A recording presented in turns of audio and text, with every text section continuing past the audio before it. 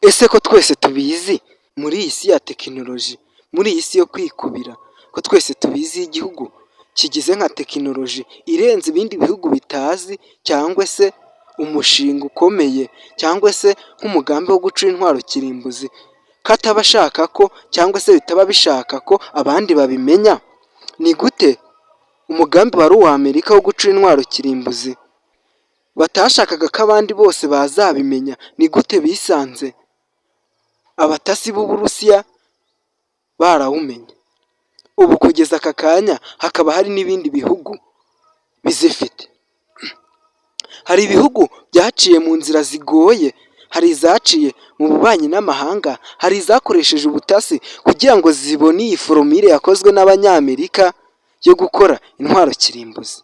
Mbahaye ikaze, nitwa Ishimwe Julie, naho YouTube channel yo ni Ishi Julie Official. Mu kumenya ibihari neza, menya byagusaba gukorera urugendo shuri mu Burusiya, ukajya kubaza perezida waho Vladimir Putin, ukamubaza uburyo bakoresheje intasi mu mugambi wa Amerika wo guca intwaro kirimbuzi. Intwaro kirimbuzi ikazarangira gukorwa muri Amerika, nabo bahita bakora iyabo. Ibi kandi byagusaba no gukorera urundi rugendo shuri mu Bushinwa, ukababaza ukuntu byabagoye kugira ngo babone intwaro kirimbuzi, nk'aho ubutasi bwabo bwatataga Abafaransa ndetse n'Abongereza kugira ngo nabo babone iforomire yo gukora intwaro kirimbuzi. Mbahaye ikaze, icyo musabwa ni ukwigira hino mukantiza amatwi tukaganira, inkuru tukayiva imuzi n'umuzingo. Ikaze. Shimira buri umwe wese wamaze gukora subscribe, ndetse n'udahwema kudukurikirana mu biganiro byacu bya buri munsi. Mbwira nawe usuye YouTube channel ya bwa mbere yitwa Ishi Julie Official gukora subscribe, kugira ngo ntihazajya hagira ikiganiro na kimwe kigucika nituzajya tucyaprodinga cyangwa se tugishyiraho ku muyoboro. Ikaze.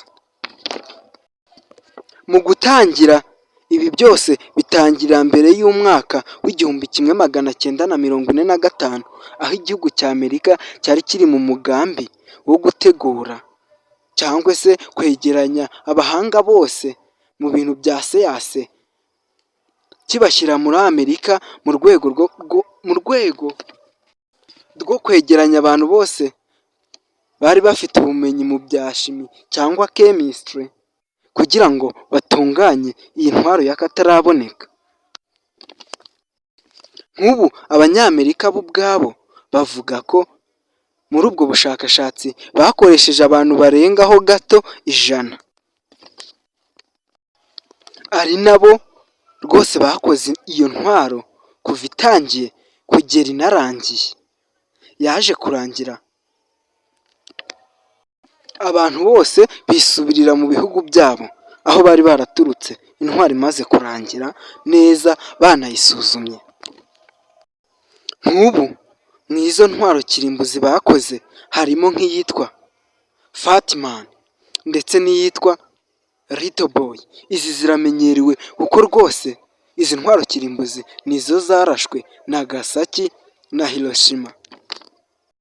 Nk'ubu izi ntwaro kirimbuzi aho zakoreshejwe bwa mbere ku rugamba hari ku itariki 9 z'ukwa munani 1945, saa 5:02 z'amanywa. Iki gisasu abenshi bitaga Little Boy nibwo bakirashe Nagasaki, aha ni muri Japan cyangwa se Ubuyapani. Ku munsi ukurikiyeho Abanyamerika nabo ntabwo bahejeje, naho barongeye barasa ikindi gisasu cyitwaga Fatman.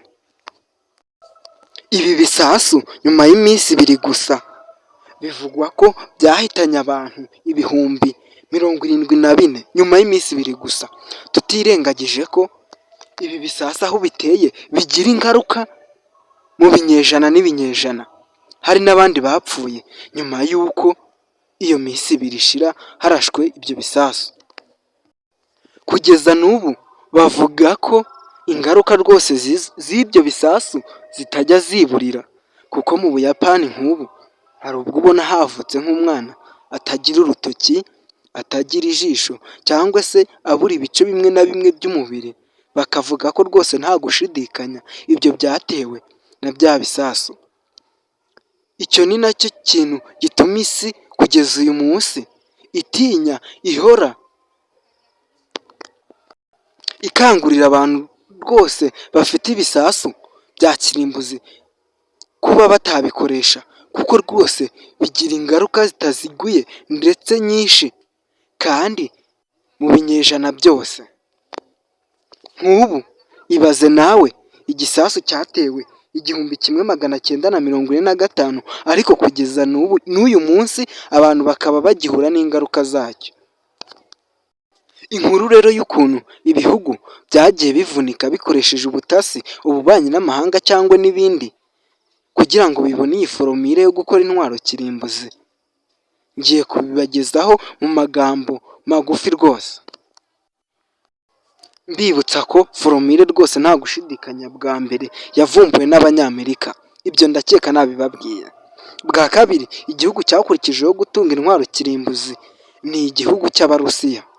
Mu gukora ubushakashatsi, Abarusiya bakimara kumva ko Amerika iri mu mugambi cyangwa se mu mushinga wo gukora intwaro kirimbuzi, muri ba bantu 100 nigeze kubabwira Amerika yakusanije bo kujya gucura intwaro kirimbuzi, nyuma ubushakashatsi bujya hanze ko igisasu kirimbuzi cyamaze kumenyekana uburyo bagikora, Abarusiya bahise batangaza ko rwose abahanga bari muri ubwo bushakashatsi bwo gucura iyo ntwaro kirimbuzi 25 bari abatasi b'Uburusiya. Ibyo ni ukuri, ibyo byaje kubabaza cyane Abanyamerika, batangira guhigisha uruhindu abo bantu, ariko ntacyo byamaze kuko hashize imyaka 2 rwose n'imyaka mike, Abarusiya babifashijwemo n'abo batasi babo bari baragiye muri Amerika, nabo bari baramaze kuvumbura intwaro kirimbuzi yabo. Igihugu cya gatatu ndetse n'icya kane cyakurikiyeho mu gutunga intwaro kirimbuzi ni Abongereza n'Abafaransa. Aha bivuga ko bo batagowe cyangwa batahangayikishijwe no kubona amakuru ya foromire y'intwaro kirimbuzi, kuko bo rwose bakoresheje ububanyi n'amahanga cyangwa se bumvikanye n'igihugu cya Amerika, babaha iyo foromire y'uburyo batunganya igitwaro kirimbuzi, nabo baragikora. Ku mwanya wa 5 rwose turahasanga igihugu cyagowe cyane, igihugu nacyo cyakoresheje ubutasi bwabo, ariko bo bakajya gutata mu Bwongereza, bagatata no mu Bufaransa, nabo bikarangira babonye iyo foromire. Icyo gihugu nta kindi rwose ni igihugu cy'Ubushinwa. Igihugu cy'Ubushinwa cyakoresheje izo ntasi zabo mu kugenzura no gushaka amakuru mu Bufaransa no mu Bwongereza, dore ko ho yewe Amerika yari yaramaze kubaha iyo foromire, bityo Abashinwa nabo baje kugwa kuri iyo foromire, nabo bamenya gutunganya igitwaro kirimbuzi gutyo. Ku mwanya wa 6 turahasanga igihugu cy'Abahinde. Igihugu cy'Abahinde nabo bivugwa ko ari igihugu cy'Uburusiya gishobora kuba cyarabakopeje foromire y'uburyo bakora intwaro kirimbuzi, nabo ubu bakaba bazifite. Ikindi gihugu cya 7 cyakurikiyeho mu gutunga intwaro kirimbuzi ni igihugu cya Pakistan. Pakistan nayo ni igihugu cyocyo batajya bavuga n'ahantu bakuye foromire, hoho hasa naho hatazwi, ariko nabo bagerageje intwaro kirimbuzi ndetse yewe baranazifite birazwi. Ibindi bihugu nabyo bavuga ko gikurikira Pakistan ni Isirayeli. Isirayeli nayo yaje kubona intwaro kirimbuzi, ariko yo rwose nta gushidikanya bivugwa ko yayihawe na Amerika munywanyi wayo. Iryo ni ihame. Ibindi bihugu bivugwa ko bifite intwaro kirimbuzi ariko bitazwi neza, bashobora kuba bazifite mu bwiru cyangwa mu bwihisho. Ni igihugu kirimo nka Iran, Koreya y'Epfo, Koreya ya Ruguru.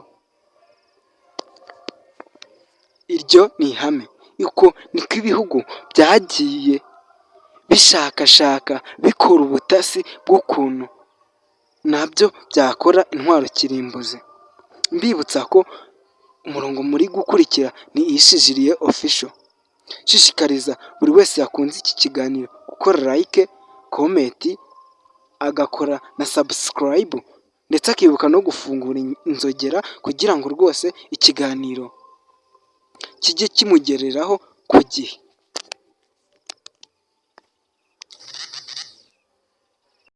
Mbibutsa ko igihugu kimwe rukumbi cya Afurika cyagerageje gukora intwaro kirimbuzi ni South Africa cyangwa se Afurika y'Epfo.